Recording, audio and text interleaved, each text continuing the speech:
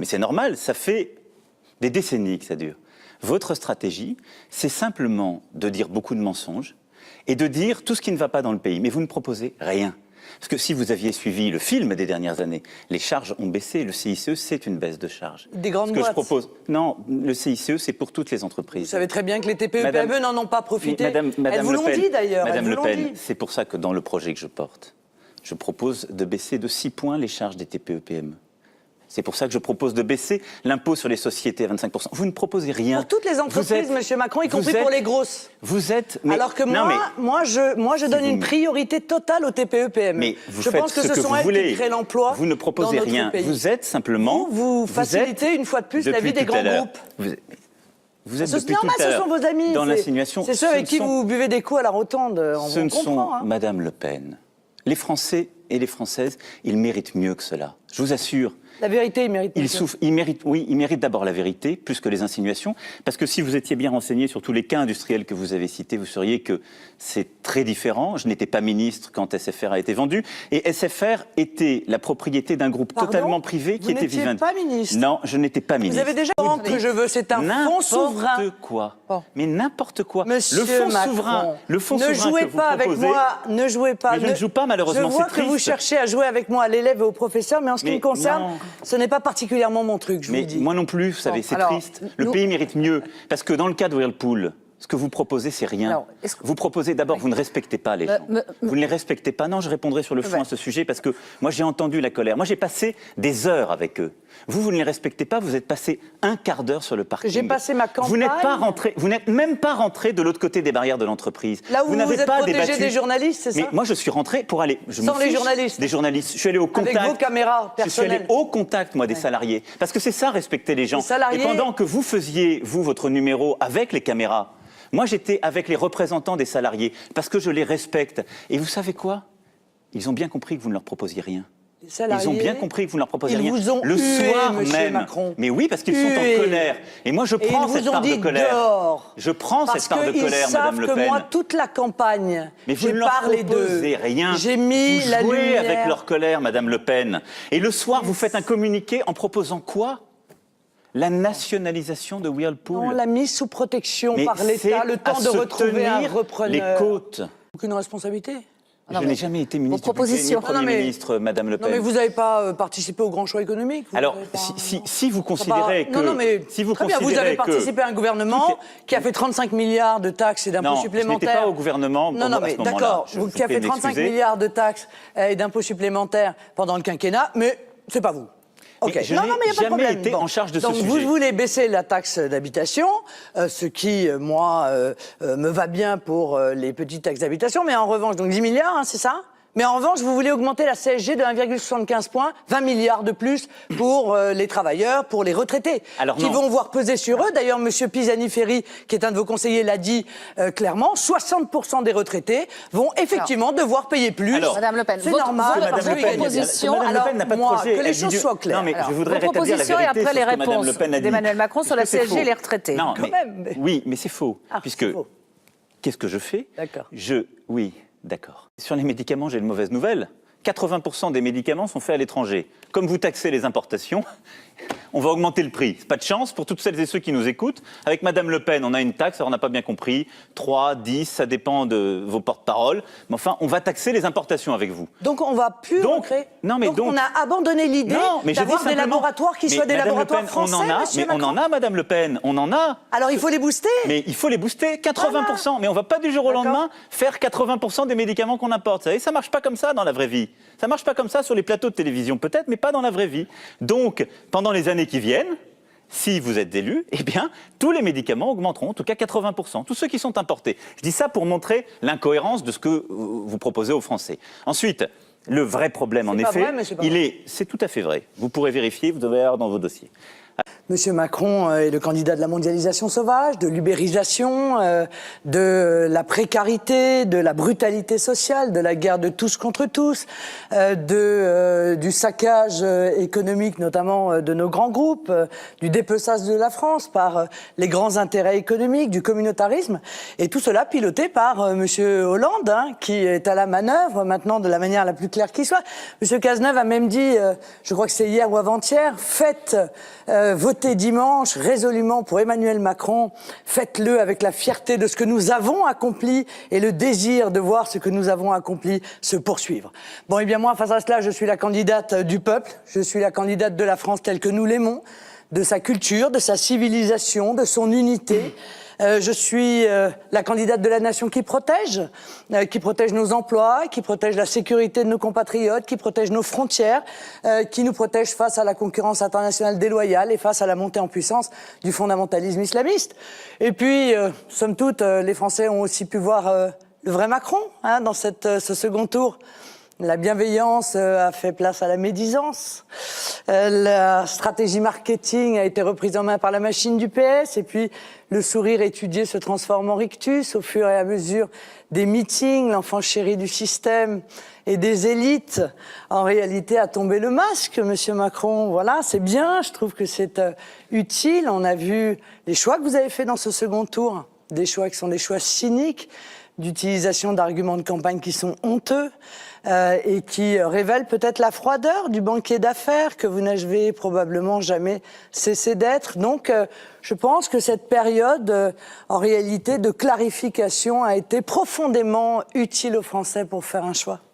Mme Le Pen voudrait que je porte le fardeau des 20 dernières années qui ont nourri sa montée et la prospérité de son père. Les 4 où vous avez été conseiller et ministre, ça suffira. On va déjà commencer par faire ça. Madame Le Pen. Vous savez, c'est une œuvre de vérité et d'honnêteté que d'assumer auprès des Français les résultats qui ont été les vôtres. J'assume tout mon mandat de ministre. Alors, de on bout va y en aller. bout sur on va toutes mes avancer responsabilités. Marine Le Pen. Pas les responsabilités des autres. Début du débat, quand même. Marine Le Pen, on reviendra simplement, sur le chiffrage. Vous m'imputez des choses de vos que je n'ai pas programmes. faites. Vous m'imputez des choses qui étaient avant que je sois ministre. Et surtout, vous dites beaucoup de bêtises. Maintenant, on va voir. Vous vous présentez à l'élection présidentielle. Mais je l'ai, madame. Vous n'avez même pas un programme constitué, mais je ne tombe pas comme vous dans le piège des sauts de cabri. Vous pouvez me laisser terminer. Mais non, puisque vous, constamment, vous êtes dans l'invective. Vous êtes très énervé.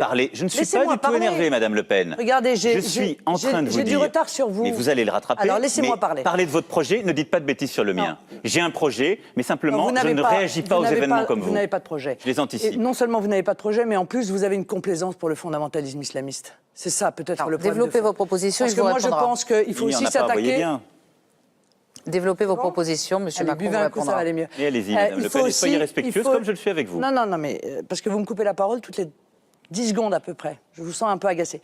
Je pense qu'il faut s'attaquer à la racine du mal. La racine du mal, c'est le développement exponentiel du fondamentalisme islamiste sur notre territoire. Il faut évidemment fermer les mosquées salafistes, il faut expulser les prêcheurs de haine, mais il faut aussi s'attaquer aux associations qui vous soutiennent, Monsieur Macron, comme l'UOIF. L'UOIF, c'est l'Union des organisations islamistes de France. Non, c'est l'Union des organisations islamistes de France. Car en réalité, c'est une association islamiste qui défend le fondamentalisme islamiste, qui soutient M. Macron, qui a invité à chacun de ses congrès, vous entendez, à chacun de ses congrès, des gens qui sont venus exprimer leur haine des juifs, leur haine des homosexuels, leur haine des mécréants, et qui tiennent systématiquement des discours de haine. M. Annie Ramadan, qui justifie la lapidation des femmes, il vous a soutenu aussi. Et quand on vous a dit... Quand on vous a dit, M. Macron... Monsieur Macron, c'est important que les Français sachent. Je vais vous répondre. C'est important. Alors poursuivez sur votre projet, et lorsqu'on vous a dit, Monsieur Macron, mais vous acceptez le soutien de l'UOIF, vous avez dit oui, ça ne me pose pas de problème. Donc tous les gens qu'ils ont reçus dans leur congrès et qui tiennent des propos qui sont des véritables appels au meurtre, eh bien, n'ont pas l'air de vous déranger. Eh bien, ça, je pense que c'est très révélateur et extrêmement problématique. Donc il faut s'attaquer à l'intégralité de ces associations qui sont en réalité les faux-nés les faunées du salafisme, les faunées des frères musulmans. Il faut arrêter les financements étrangers de la part de pays que M. Macron connaît bien, hein, le Qatar, l'Arabie Saoudite, puisque vous aviez fait, à l'époque, vous aviez maintenu des exonérations fiscales pour les investissements de ces pays en France. Vous avez d'ailleurs, je crois, votre gouvernement a accordé une récompense républicaine dernièrement à un de ses responsables. Voilà. Il faut éradiquer l'idéologie du fondamentalisme islamiste dans notre pays et vous ne le ferez pas. Vous ne le ferez pas parce que vous êtes soumis à eux, M. Macron. Comment vous financez tout ça, Madame Le Pen? Ah, mais je vais vous trouver des économies, M. Macron, tout de suite. Regardez, l'Union européenne, votre Union européenne, 9 milliards d'euros par an. Croyez-moi, ça finance énormément.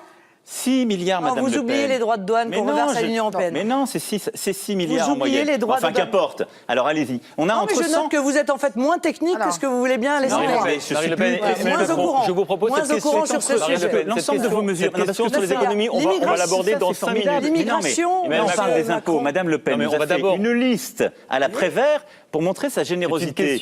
Mais c'est formidable. C'est entre 100 et 150 milliards de dépenses nouvelles. Pas de la générosité, M. Macron. Mais non, mais vous payez ça avec l'argent de qui? Leur argent aux Français. C'est leur argent. Vous le prenez oubliez à qui, ça. Madame Le Pen? C'est leur argent. Vous le prenez ça n'est pas vous qui le créez, cet argent. Ça n'est pas le gouvernement auquel vous avez participé. Mais Madame Le Pen, c'est leur argent. On leur rend. Et c'est tout à fait légitime. À qui le Emmanuel Macron et Marine Le Pen, la question...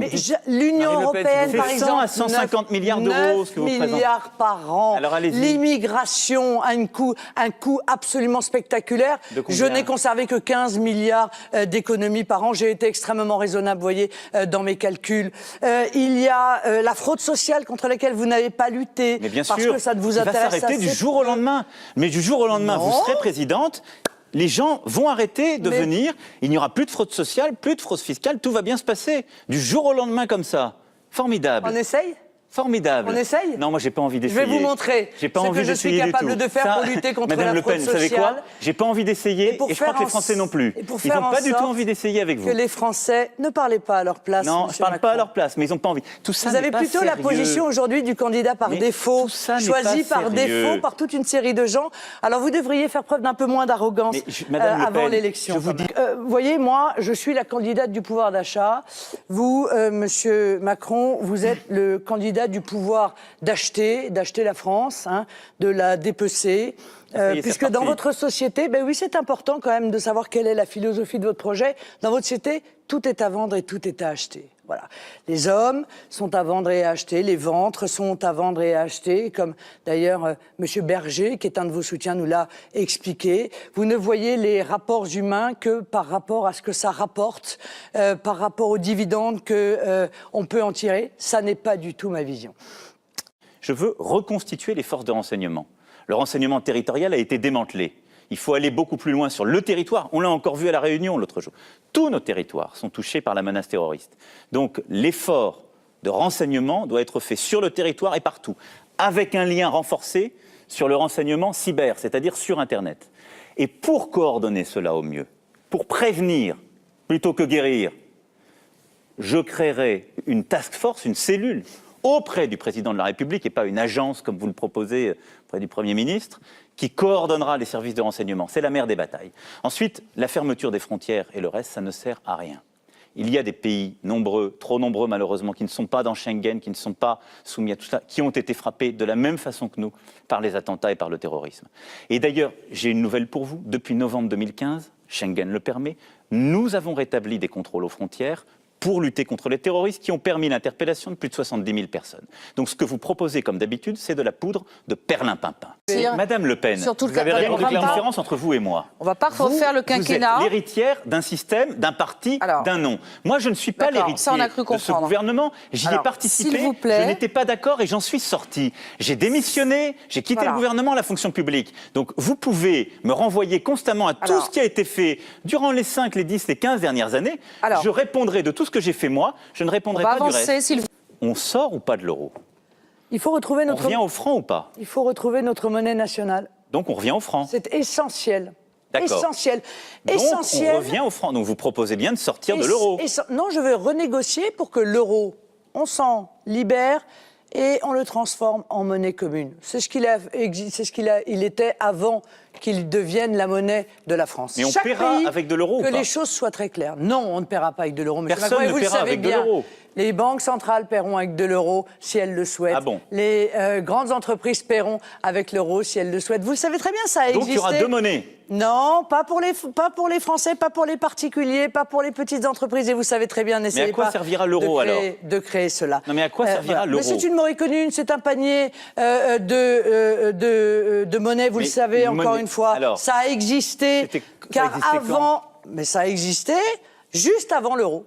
Juste avant que l'euro devienne notre monnaie physique en France. Eh oui, eh oui, eh oui, eh oui. C'était l'euro, déjà. Et avant lui, c'était l'écu. Donc les grandes entreprises, elles payaient en euros, en écu avant ? Oui, de 93 à 2002. Toutes les entreprises pouvaient payer, les grandes entreprises pouvaient payer effectivement en euros. Ce système a parfaitement fonctionné. Monsieur Macron, ne faites pas semblant de ne pas le savoir. Non, vous le savez très bien, il a fonctionné dans le cadre du SME. Et honnêtement, de 93 à 2002, c'était plutôt performant. Mais ce qu'il faut que les Français comprennent surtout, c'est que, à la limite, ça ne les regarde même pas, cette euro-monnaie commune. C'est une monnaie, une facilité entre les États. C'est une facilité pour les banques centrales, mais ça ne les touche pas. Et les grandes ils auront une monnaie. Mais maintenant... Eux, ils auront une monnaie. Mais les exports, ça les touche. Vous pouvez arrêter de me couper la parole 2 minutes ? Non, mais vous parlez beaucoup, Madame Le Pen. Oui, je parle beaucoup, mais vous allez vous rattraper. C'est vrai que quand on vous a dit, mais comment vous allez faire face à Mme Merkel, vous avez dit, mais je ne serai pas face à elle, je serai avec elle. Bon. Et bien sûr que je veux une France qui se bat avec l'Allemagne, alors je vais vous dire ce qui va Madame se Le Pen. passer, Monsieur Macron. De toute façon, la France sera dirigée par une femme, ce sera ou moi ou Mme Merkel. Alors, elle est là, la réalité. Mais bien évidemment que oui. Ces formules elle qui est sont là, ridicules. elle est là, mais la vous savez, réalité. Heureusement, notre pays a eu des dirigeants visionnaires. Calmez-vous, laissez-moi terminer. Je suis très calme, Madame Le Pen. Non, je sais c'est que vous êtes qui m'avez agacée. interrompu. Non, mais non, c'est moi qui parlais. Il y a eu des dirigeants visionnaires. Le général de Gaulle et le chancelier Adenauer, ils ont su travailler ensemble. Ils l'ont fait avec. Ils voulaient pas. À une autre époque. Ils ne voulaient pas cette Europe-là. Et ils ont construit cette Europe-là. Ils ne voulaient pas cette Europe-là. On a bien compris vos divergences sur l'Europe.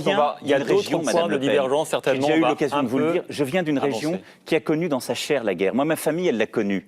Je ne veux pas du nationalisme que vous portez. Le projet que vous portez... Ça, il fallait que vous le placiez. C'était pas facile. Vous êtes passé par des biais un peu différents, là. Vous pouvez rigoler. Moi, je rigole rigole pas avec ça. Non, parce que je savais que vous alliez me le placer. Non, mais je rigole pas avec ça.